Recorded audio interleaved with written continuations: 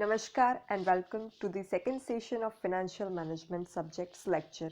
I am Dhruvika Kanabar from Sri A.K. Doshi Mahila College, Jamnagar. આપણે ફેક્ટરિંગ institutions વિશે ચર્ચા કરી રહ્યા હતા. લેણા વસૂલાત સંસ્થાઓ એટલે કે એવી સંસ્થા કે જે કોઈ પેઢી સાથે કરાર કરે છે અને એ પેઢીના દેવાદારો પાસેથી પેઢીનું જે લેણું નીકળતું હોય એ વસૂલ કરવાની સેવા પેઢીને આપે છે અને પેઢીના દેવાદારો અંગેનો બધો જ રેકોર્ડ રાખવો, બધા વ્યવહારો નોંધવા, ખાતાઓ બનાવવા અને સમયસર પેઢીના દેવાદારો પાસેથી ઉઘરાણી કરવાનું બધું જ કામકાજ જે છે એ જે સંસ્થા કરે એને કહેવાય ફેક્ટરિંગ ઇન્સ્ટિટ્યુશન્સ. તો આપણે ફેક્ટરિંગ ઇન્સ્ટિટ્યુશનનો અર્થ અને એનાથી શું ફાયદા થાય, એના શું લાભ છે ફેક્ટરિંગ ઇન્સ્ટિટ્યુશનની સેવાઓના, એના વિશે ચર્ચા આપણે ફર્સ્ટ સેશનમાં ઓલરેડી કરી લીધી છે. હવે સેકન્ડ સેશનમાં આપણે ફંક્શન્સ ઓફ ફેક્ટરિંગ લેણા વસૂલાત સંસ્થાના કાર્યો વિશે ચર્ચા કરવાના છીએ. આમ તો લેણા વસૂલાત સંસ્થાનું મુખ્ય કાર્ય જે હમણાં મેં કહ્યું એ મુજબ લેણા વસૂલ કરવાનું છે કોઈ પેઢી વતી. પોઈન્ટ વાઇઝ જોઈએ લેણા વસૂલાત સંસ્થાના કાર્ય વિશે તો ઉધાર સંબંધિત નોંધ રાખવી એટલે કે ક્રેડિટ કલેક્શન અકાઉન્ટ્સ ઓફ રિસીવેબલ્સનો રેકોર્ડ રાખવો. લેણા વસૂલાત સંસ્થા કે ફેક્ટરિંગ ઇન્સ્ટિટ્યુશન જે હોય એ પોતાના અસીલ એટલે કે જે ક્લાયન્ટ કંપની કે ક્લાયન્ટ યુનિટ જે હોય એના ઉધાર વેચાણની એટલે એણે જેટલું પણ ક્રેડિટ સેલ્સ કરેલું હોય એનો બધો જ રેકોર્ડ રાખે. બિકોઝ ઉધાર વેચાણ થાય એટલે ઇન ધેટ કેસ ડેટર્સ અરાઇઝ થાય, દેવાદારો જે છે એનો પ્રશ્ન ઉપસ્થિત થાય જ્યારે વેચાણ ઉધાર કરેલું હોય ત્યારે. એટલે આ ઉધાર વેચાણનો બધો જ રેકોર્ડ જે છે એ ફેક્ટરિંગ ઇન્સ્ટિટ્યુશન રાખે અને દેવાદારોની નોંધ રાખે. કયા દેવાદાર જે છે પેઢીના એની સાથે પેઢીને આર્થિક વ્યવહારો થયા છે એ બધો જ રેકોર્ડ રાખે. કેટલું ઉધાર વેચાણ થયું, ઉધાર વેચાણની રકમની ચૂકવણી ક્યારે થશે દેવાદાર તરફથી, એ બધો જ રેકોર્ડ ફેક્ટરિંગ ઇન્સ્ટિટ્યુશન રાખે. પછી કુલ લેણી રકમ કેટલી નીકળે છે, કેટલું જે છે એ લેણું ઉઘરાણી કરવાની છે દેવાદાર પાસેથી, આ બધી નોંધ અને બધું એડમિનિસ્ટ્રેટિવ વર્ક જે છે વહીવટી હિસાબી નોંધ છે એ ફેક્ટરિંગ ઇન્સ્ટિટ્યુશન રાખે છે અને એની બુક્સ જે છે એ મેન્ટેન કરે છે. એ એનું ફર્સ્ટ કાર્ય થયું. પછી બીજું કાર્ય દેવાનું સંચાલન. લેણા વસૂલાત સંસ્થા જે છે ફેક્ટરિંગ ઇન્સ્ટિટ્યુશન એ માત્ર આવી બધી નોંધ રાખે છે એવું જ નથી કે બધા અકાઉન્ટ્સના એડમિનિસ્ટ્રેટિવ વર્ક કરે છે, અકાઉન્ટ્સ મેન્ટેન કરે છે એવું નથી. પણ એ ઉપરાંત પેઢી જે છે એ દેવાનું પણ સંચાલન કરે છે. એટલે કે શાખની શરતો, વટાવનો દર, મુદ્દત આ બધી નોંધ રાખે છે. એટલે ઉધાર વેચાણ આપણે જેની સાથે કરતા હોઈએ, જે પેઢી ઉધાર વેચાણ કરતી હોય, તો એવા સંજોગોમાં શાખની શરત શું રાખવી, ક્રેડિટ સેલ્સ કેવી કંપનીને કરવું, જેમ કે કોઈ એક લિમિટ રાખવી કે આટલા ઉપર વેચાણ હોય તો જ શાખ ઉપર વેચાણ કરવું. પછી એવી પેઢી સાથે કે જેની સાથે આપણે અગાઉ વ્યવહારો કરેલા હોય એવી પેઢીને જ શાખ પર વેચાણ કરવું. પછી કોઈ પેઢીનો રેકોર્ડ જે છે એનું ટર્નઓવર છે કે એનો પ્રોફિટ છે એ કોઈ કન્સિડર કરીને પેઢીને વેચાણ કરવું. કઈ રીતે પેઢીને વેચાણ કરવું, એની શાખની શરતો શું રાખશું, પછી વટાવનો દર શું રાખશું, મુદ્દત કેટલી, કેટલા સમય પછી જે છે એ નાણાંના ચૂકવણીની જોગવાઈ રાખવાની છે કે શરત મૂકવાની છે ઉધાર વેચાણમાં, એ બધી જ જે બાબતો છે એનું સંચાલન મેનેજમેન્ટ પણ આવી સંસ્થાઓ કરી આપે છે. અને એ ઉપરાંત જે કોન્ટ્રાક્ટ કરેલો હોય ક્લાયન્ટ કંપની સાથે લેણા વસૂલાત અંગેનો, એ કરાર મુજબ એકમના ઉધાર વેચાણના નાણાંની ઉઘરાણીનું કામ જે છે એ પણ ફેક્ટરિંગ ઇન્સ્ટિટ્યુશન કરી આપે છે. એટલે besides maintaining the books of accounts of credit sales, factoring institutions also helps or assist in the management of debt, like deciding conditions of credit sales, discount rate and time period of credit sales and time period of payment of credit sales and collection of debts. આ બધા services જે છે એ પણ ફેક્ટરિંગ institutions આપે છે. એ સિવાય દેવા સામે રક્ષણ આપવું. લેણા વસૂલાત સંસ્થા જે છે એ કરાર કરે પેઢી સાથે એ સેવાઓ આપવા માટે. એના અંતર્ગત લેણાની વસૂલાત કરતા જે ખાધ પડે એટલે કે બેડ ડેટ્સ, ઘાલખાધ, એ જે છે એ લેણા વસૂલાત સંસ્થાએ ભોગવવાની હોય છે. બિકોઝ આવા સંજોગોમાં લેણા વસૂલાત સંસ્થાને રોકવાનો એક અગત્યનો હેતુ એ પણ છે કે કોઈ પણ રીતે પેઢીને નુકસાન જવું જોઈએ નહીં પોતાના ઉધાર વ્યવહારોમાં. એટલે તો જ આવા પાવર્સ આપેલા હોય લેણા વસૂલાત સંસ્થાને, ફેક્ટરિંગ ઇન્સ્ટિટ્યુશનને, કે એ પોતે શાખની શરતો ડિસાઇડ કરી શકે, મુદત નક્કી કરી શકે. તો આવા પાવર્સ આપેલા છે. એની સામે એ પણ છે કે પૂરેપૂરી ગેરંટી અહીંયા હોવી જોઈએ નાણાં જે છે એની વસૂલાત થશે એની. એટલે એ થાય એ ગેરંટી હોય. એની સાથે સાથે જો ઇન એની કેસ કોઈ બેડ ડેટ્સ અરાઇઝ થાય, ઘાલખાત થાય, તો એ જે છે એ લેણા વસૂલાત સંસ્થાએ ભોગવવાની. એટલે પેઢીને જે છે એ ફેક્ટરિંગ ઇન્સ્ટિટ્યૂટ સાથે કરાર કરી લીધા પછી પેઢી સંપૂર્ણપણે નિશ્ચિંત બની જશે પોતાના લેણાની વસૂલાત અંગે. અગર લેણાની વસૂલાત નહીં થાય તો એવા કેસમાં ઘાલખાત ઉપસ્થિત થશે તો પણ એ ખાધ જે છે એ ફેક્ટરિંગ ઇન્સ્ટિટ્યુશન ભરશે. એટલે પેઢી જે છે એને નાણાં મળી જ જશે, એની પૂરેપૂરી ગેરંટી થઈ જાય.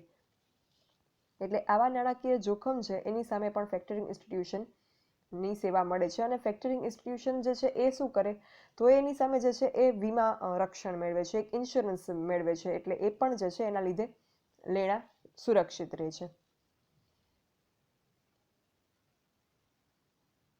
પછી નાણાકીય સહાય. હવે ફેક્ટરિંગ ઇન્સ્ટિટ્યૂટ જે છે એ લેણા વસૂલાતની કરાર કરે છે અને લેણા વસૂલાત કરી આપે છે, ઉઘરાણી કરી આપે છે, બુક્સ ઓફ અકાઉન્ટ્સ મેન્ટેન કરે છે. એ ઉપરાંત નાણાંના ધિરાણનું કામ પણ આવી સંસ્થા ફેક્ટરિંગ ઇન્સ્ટિટ્યુશન્સ કરતી હોય છે. લોન આપવાનું કામ પણ કરતી હોય છે. એ શા માટે અને એનાથી શું ફાયદો થાય? તો દેવાદારો જે છે એ એમની પાસેથી નાણાં પેઢીને મળે પછી એ નાણાંનો ઉપયોગ પેઢી પોતાના બિઝનેસમાં કરે અને એ બિઝનેસને પ્રોફિટેબલી રન કરી શકે. દેવાદાર પાસેથી ઉઘરાણી મળે, નાણાં મળે, એ નાણાં જે છે એ બિઝનેસમાં, ધંધામાં ઇન્વેસ્ટ થાય અને એ નાણાંમાંથી પાછું અર્થોપાર્જન થાય, નફો જે છે એનું સર્જન થાય. તો આ આખી પ્રોસેસમાં જો દેવાદાર પાસેથી નાણાં ન મળ્યા અથવા તો મોડા મળ્યા, લેટ મળ્યા, કલેક્શન લેટ આવ્યું, તો એવા સંજોગોમાં શું પેઢીએ પોતાનો બિઝનેસ ઠપ કરી દેવાનો, સ્ટોપ કરી દેવાનો? બિલકુલ નહીં. બિકોઝ એ પોસાય નહીં, પરવડે નહીં, અફોર્ડેબલ નથી. કારણ કે બિઝનેસ ઠપ થઈ જાય તો પેઢીની જે સ્થિર મિલકતો હોય એ વપરાયા વગર પડી રહે, એ નુકસાન છે મોટું. એ ન થાય અને નાણાં માટે રાહ ન જોવી પડે બિઝનેસ ચલાવવા માટે કે ઉઘરાણીના નાણાં આવે અને આપણે બિઝનેસમાં એને જે છે એ ઇન્વેસ્ટ કરીએ અને આગળ બિઝનેસ ચલાવીએ. એ જે છે એમાં ટાઈમ ન જાય. જો નાણાં સમયસર ના આવે તો બિઝનેસ જે છે એની કામગીરીઓ અટકી ના પડે, કાર્યશીલ મૂડીની ખોટ ના વર્તાય. એ માટે થઈ અને આવી ફેક્ટરિંગ ઇન્સ્ટિટ્યુશન્સ જે છે એ પોતાના ક્લાયન્ટને નાણાકીય ધિરાણ આપવાનું કામ પણ કરે છે. એટલે આવી ફેક્ટરિંગ સેવા પૂરી પાડતી સંસ્થાઓ જે છે એ મોટે ભાગે બેંક અને નાણાં સંસ્થા હોય છે. એટલે નાણાં ધીરધારનું કાર્યનો વ્યવસાય પણ કરતી હોય છે. એટલે પોતાના ક્લાયન્ટને પણ જો એના દેવાદાર પાસેથી નાણાં આવવામાં સમય લાગે તો એ ધિરાણનું કામ કરે છે. અને એ સિવાય જે દેવાદાર છે ક્લાયન્ટના, એમને જો કોઈ સંજોગોમાં નાણાંની ચૂકવણી એ લોકો કરી શકે એમ ના હોય, ક્રાઇસિસ હોય, અછત હોય, તો એવા સંજોગોમાં એ પોતે પણ ફેક્ટરિંગ ઇન્સ્ટિટ્યુશન્સ પાસેથી ધિરાણ મેળવી અને પોતાનું ચૂકવણું જે છે એ સમયસર કરી શકે. એટલે બંને રીતે જે છે એ ક્લાયન્ટને અને એના દેવાદારને પણ ફાયદો થાય છે અને ફેક્ટરિંગ ઇન્સ્ટિટ્યૂટ જે છે એ કોઈ પણને ધિરાણ પણ કરે છે. એટલે આ રીતે ધિરાણ કરવાનું કામ પણ, નાણાકીય સહાયનું કામ પણ જે છે એ કરે છે ફેક્ટરિંગ ઇન્સ્ટિટ્યુશન્સ. એ સિવાય માર્ગદર્શક તરીકે ફેક્ટરિંગ ઇન્સ્ટિટ્યુશન સર્વિસ આપે છે. લેણા વસૂલાત કરતી સંસ્થાઓ જે છે પોતાના ક્લાયન્ટ્સને વ્યવસાયિક માર્ગદર્શન પણ પૂરું પાડે છે. ધંધાકીય સ્થિતિ અત્યારે કેવી છે, આયાત નિકાસની સ્થિતિ કેવી છે, ઇમ્પોર્ટ એક્સપોર્ટનો સ્કોપ કેટલો છે, કઈ વસ્તુનું કરવું જોઈએ, કેટલું કરવું જોઈએ, ભાવ શું રાખવો જોઈએ, એ બધું. પછી નવા વિકસતા બજાર, ઇમર્જિંગ માર્કેટ્સ છે, ક્યાં છે, એ બધા અંગે પણ એકમને સલાહ સૂચન આપે છે, એડવાઇઝીસ આપે છે, ગાઈડલાઇન્સ આપે છે. એટલે એ વસ્તુ જે છે એકમના વિકાસમાં સહાયરૂપ થાય છે. એટલે આ રીતે ફેક્ટરિંગ ઇન્સ્ટિટ્યુશન જે છે એ ઉઘરાણીના નાણાં મેળવી આપવા સિવાય પણ various kind of services provide કરે છે પોતાના ક્લાયન્ટ્સને. ભારતમાં જે છે એ first of all reserve bank of ઇન્ડિયાએ ફેક્ટરિંગ સર્વિસીસના ડેવલપમેન્ટ માટે ઇનિશિએટ કર્યું હતું, શરૂઆત કરી હતી. રિઝર્વ બેંક ઓફ ઇન્ડિયા જે છે, RBI, apex bank of India, સર્વોચ્ચ બેંક ભારતની, બેન્કર્સ બેંક, એણે વાગુલ સમિતિ નામની એક કમિટી છે એની 1987માં નિમણૂક કરી. અને આ કમિટી જે છે એણે લેણા વસૂલાત સેવાના વિકાસ માટેની શક્યતાઓની ચકાસણી કરી અને સપ્લાયર વતી ઉઘરાણી કરવાનું, નોંધ કરવાનું, અંકુશ રાખવાનું કાર્ય કેટલું વ્યાજબી છે એની ચકાસણી કરી અને એની વ્યવહારુકતા અંગે અહેવાલ આપ્યો. એટલે એ સંસ્થાએ જે છે, વાગુલ કમિટી અપોઇન્ટેડ બાય આરબીઆઈ, એ સંસ્થાએ આ બધી જે એક મિકેનિઝમ છે કે શું આવી કોઈ સંસ્થાને રોકી શકાય આવા કલેક્શન ઓફ ડેબ્ટ્સ કરવા માટે? આ નાણાકીય બાબત જે છે એ બહુ જ એક સેન્સિટિવ મેટર છે દેવાદાર અને લેણદાર વચ્ચેની, અને નાણાકીય બાબત છે. એટલે એ સેવાઓ જે છે એ એક કોઈ ઓથોરાઇઝ્ડ સંસ્થા દ્વારા ઓથોરાઇઝ કરવામાં આવે કે યસ આ પ્રકારની સેવાઓ આપવી એ જે છે એ લીગલ છે અથવા તો વ્યાજબી છે, પ્રેક્ટિકલ છે, ફિઝિબલ છે, પછી જ આવી કંઈક સંસ્થાઓની સ્થાપના થઈ શકે, એમ જ ના થાય. એટલે આરબીઆઈની જે અપોઇન્ટ કરેલી વાગુલ સમિતિ હતી એણે આ બધી જ બાબત અંગે સ્ટડી કર્યો અને એક રિપોર્ટ આપ્યો. અને આ કમિટીએ બેંક ઉપરાંત બેન્કિંગ સેવા ન આપતી હોય એવી નાણાકીય સંસ્થાઓ એટલે કે ફિનાન્શિયલ ઇન્સ્ટિટ્યુશન હોય એના માટે અને ખાનગી કંપની માટે પણ આ ક્ષેત્ર માટે ઉજ્જવળ ભવિષ્ય દર્શાવ્યું. વાગુલ કમિટીના સ્ટડી ઉપરથી એણે પોતે જે છે એ એવું રિપોર્ટ આપ્યો કે યસ આવી પ્રકારની સંસ્થાઓ ચલાવવી એ વસ્તુ યોગ્ય છે અને ચલાવી શકાય. અને પછી એના અનુસંધાનમાં રિઝર્વ બેંક ઓફ ઇન્ડિયાએ 19મી જાન્યુઆરી 1988ના રોજ શ્રી કલ્યાણ સુંદરમના પ્રમુખ સ્થાને ફેક્ટરિંગ સેવાની ચકાસણી માટે કલ્યાણ સુંદરમ સમિતિ નિમી. અગેન એક નવી કમિટી 1988માં after positive response from Vaghul committee or positive reporting from Vaghul committee, RBI has appointed Kalyan Sundaram Committee for factoring services checking or approval of factoring services.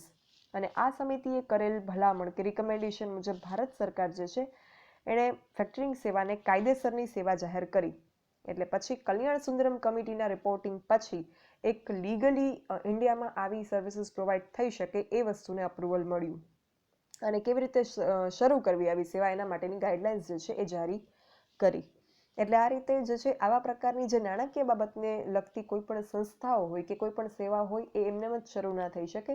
એના માટે પ્રોપર ગાઈડલાઇન હોવી જોઈએ અને અપ્રુવલ મળેલું હોવું જોઈએ કે જે આરબીઆઈ દ્વારા રચવામાં આવેલી, સમયાંતરે રચવામાં આવેલી આ બે committee, Vaghul committee in 1986 and Kalyan Sundaram committee in 1988. After the positive reporting of both of these committees, factoring services was legally approved in India, and hence the guidelines about providing factoring services and establishing factoring institutions, guidelines about all that were announced. તો આ જે છે એ બધા ફેક્ટરિંગ સર્વિસીસના functions વિશે આપણે વાત કરી. Yet we are left to discuss about factoring services types. ફેક્ટરિંગ સેવાના પ્રકારો વિશે આપણે હજુ પણ ડિસ્કસ કરવાનું બાકી છે, જે આપણે નેક્સ્ટ સેશનમાં કરીશું. Thank you. જો કોઈને કંઈ પણ ડાઉટ હોય, you can write me on this mail dbk.dhruvika@gmail.com. Thank you.